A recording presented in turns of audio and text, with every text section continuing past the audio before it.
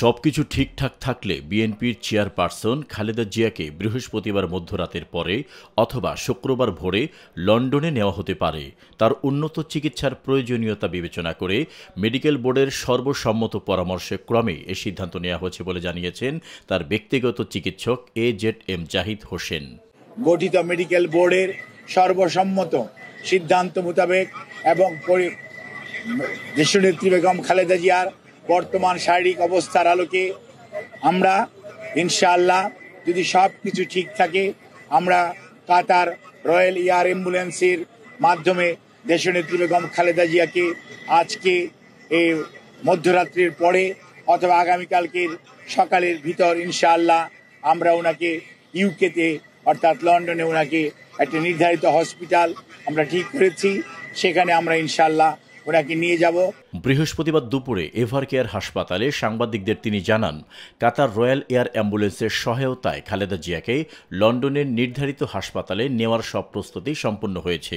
কাতারের পক্ষ থেকে বিএনপিকে এর সহায়তার বিষয়টি জানানো হয়। ওনার যাওয়ার সময় ওনার সাথে যে বিশেষজ্ঞ চিকিৎসক হিসাবে বেশ কয়েকজন চিকিৎসক এবং দেশের বাইরের 2 জন চিকিৎসক ওনার সাথে থাকবেন এবং এর সাথেও অ্যারোনটিক্যাল ফিজিশিয়ানস যারা আছেন তারাও ওনার মেডিকেল বোর্ডের সদস্য হিসাবে উনি যখন বিমানে থাকবেন যাতে ওনার যাত্রাপথ কোনো অবস্থাতেই কোনো ধরনের প্রতিকূলতার মধ্যেও যাতে ওনাকে সুস্থভাবে ওনার চিকিৎসা দেওয়া যায় সেই লক্ষ্যেই সকল প্রস্তুতি সম্পন্ন করে আমরা ইনশাআল্লাহ আজকে মধ্যরাত্রির পরে আগামীকালকে আর্লি মর্নিংয়ের মধ্যে বাংলাদেশ থেকে ওনাকে দেশের বাইরে নেওয়া হবে ঠিক মেডিকেল বোর্ডের পরামর্শক্রমে।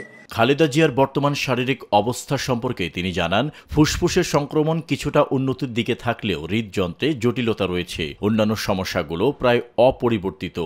গত কয়েকদিনে দেশি বিদেশি বিশেষজ্ঞ চিকিৎসকদের সঙ্গে 3 দফা ভার্চুয়াল ও সরাসরি বৈঠক হয়।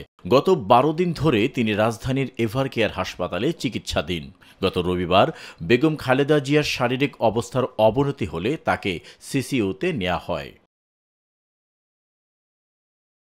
চীন ও যুক্তরাজ্য থেকে আগত বিশেষজ্ঞরা গতকাল বেগম জিয়ার সর্বশেষ পরীক্ষা নিরীক্ষার রিপোর্ট পর্যালোচনা করেন। চলতি বছরের শুরুতেও উন্নত চিকিৎসার জন্য লন্ডনে গিয়ে প্রায় 4 মাস অবস্থান করেছিলেন বেগম খালেদা জিয়া। নিরপেক্ষ, সত্য প্রকাশে আপোষহীন।